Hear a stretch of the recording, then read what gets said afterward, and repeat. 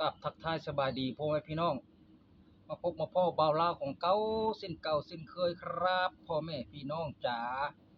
มื้อนี้บ่าวลาวพาพี่พาน้องมากินข้าวเที่ยงพี่น้องข้าวเที่ยงข้าวง่ายบ้านเฮาภาษาลาวนะครับมีตำบักหุ่งนอนมะกะทินพี่น้องมีส้ม2ห่อพี่น้องส้ม2ห่อมีปลาดุก3โตพี่น้องกับข้าวเหนียวฮ้อนๆพี่น้องเอ้ยมาเด้อทุกผู้ทุกคนทั้งลาวทั้งไทย FC พ่อแม่พี่น้องทั้งหลายมากินเด้อมากินข้าวง่ายน้ำเบาลาวเด้อครับมาเว้าหลายยายห้างท้องมันก็ยากหลังจากงานเหตุการณ์มาแต่เป็นเนาะจะว่าบ่ายแล้วพี่น้องนี่กายเที่ยงเป็นบ่ายแล้วมาคำแรกแค่มานเด้อพ่อแม่พี่น้องโอ้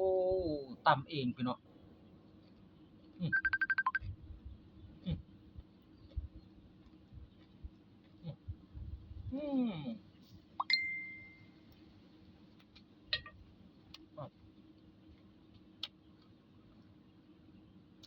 แซ่บปลาดุกพี่น้องอืมอืม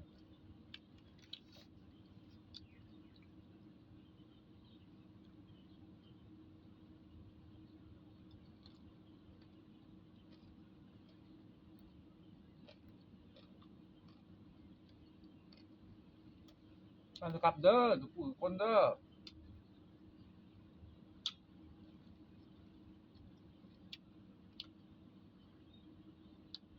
อ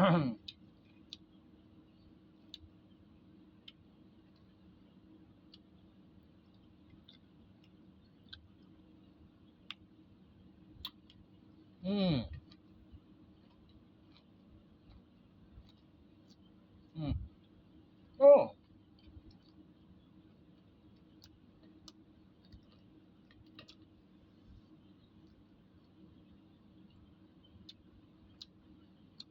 ซับน้องซับ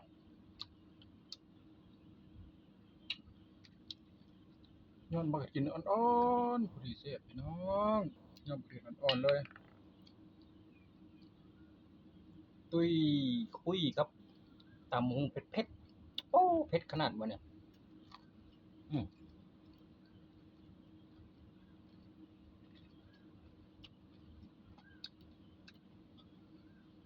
ปลาดุกมีไข่พี่น้อง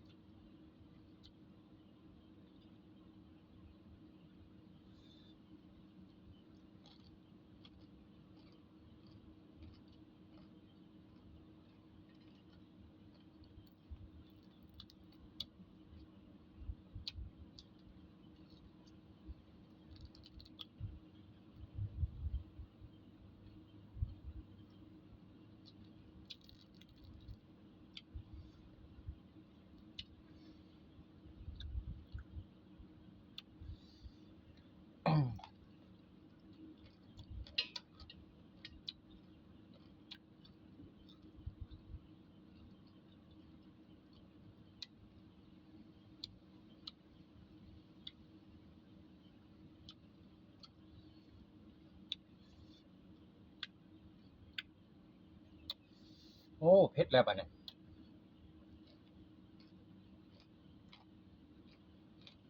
เบิ้งแก้เผ็ดพี่น้องอีกต้นปลาแดกก่อนแก้เผ็ดอืมเนื้อก็แดงๆเลยอืม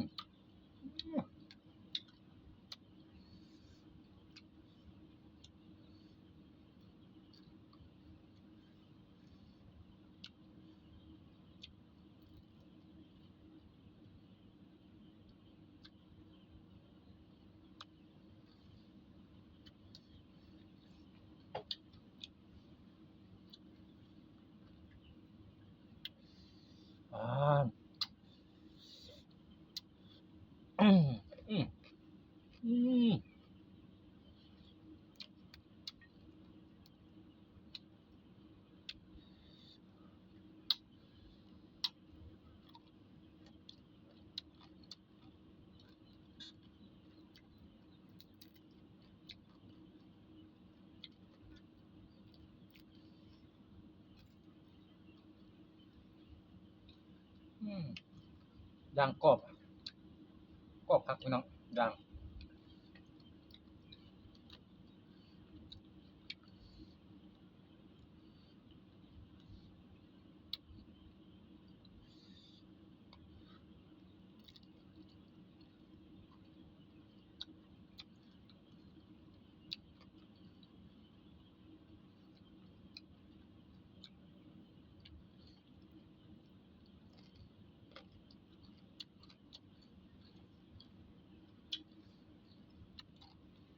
โอ้โหกันดังก๊อบก๊อบยำ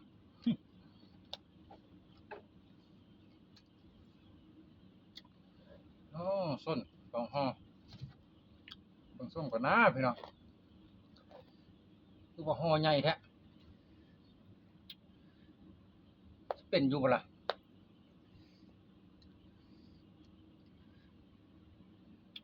โอ้โอ้น้องมีแต่ใบตองอันนี้ก็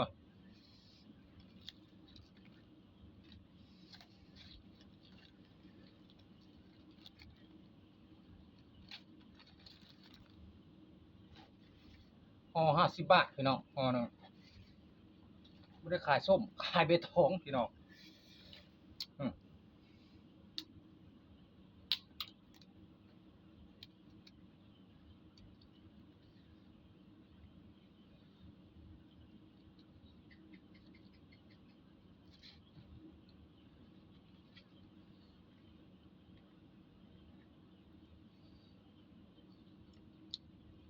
อืม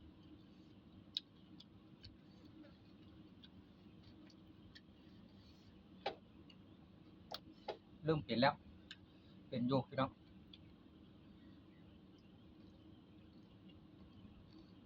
เท่านี้พี่น้องอ่ะอ่ะ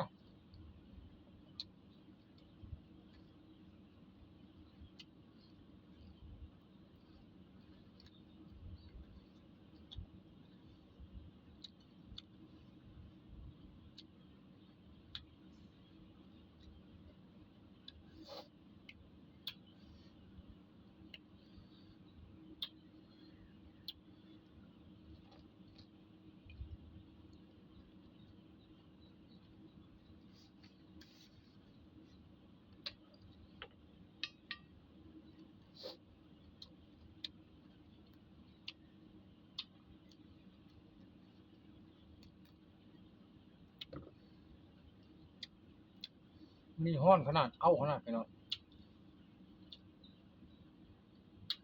ฝนสิตกบ่นี่คือเอาแท้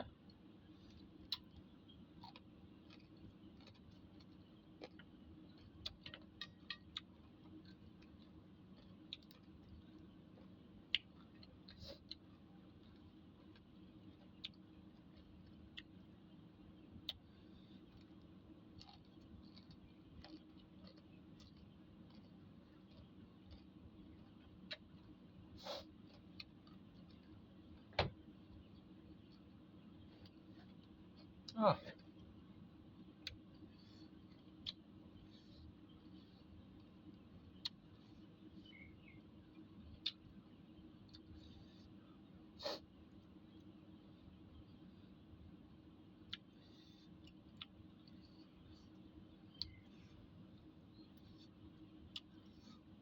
เผ็ดแล้วพี่น้องบัดนี้เผ็ดแล้ว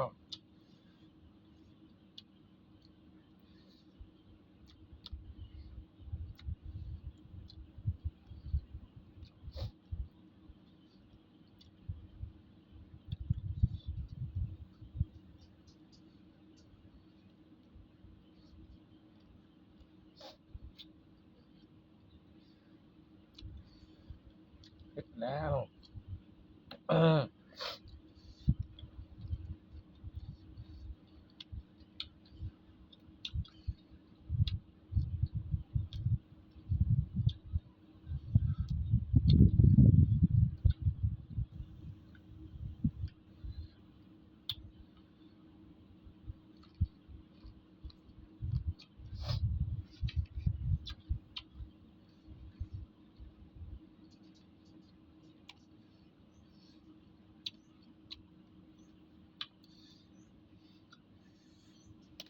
อ้เผ็ดพี่น้อง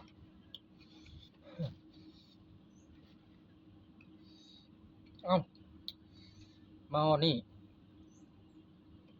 เบาเล่าขอมลาพระเจ้าพ่อแม่พี่น้องคลิปหน้าเจอกันใหม่คลิปนี้พอเป็นนี้เผ็ดพี่น้องคลิปหน้าสิมีเมนูหยังอาหารหยังมาฝากพี่ฝากน้องติดตามชมเด้อพี่น้องเด้ออย่าลืมกดไลค์กดแชร์กดติดตามไปเด้อเบาเล่าเลยพาแซ่บนี่เบาเล่าพาแซ่บคนนี้เลยเด้อครับเด้อทักทายสบายดีสวัสดีครับวันหน้าเจอกันใหม่คลิปหน้าเจอกันใหม่อย่าลืมกดไลค์กดแชร์ให้เบาเล่ากินแซ่บบ่าวลาวพาแซ่บพี่น้องเมื่อไหร่มันเผ็ดอำลาพระเจ้าพ่อแม่พี่น้องไปกันเด้อสวัสดีครับสบายดี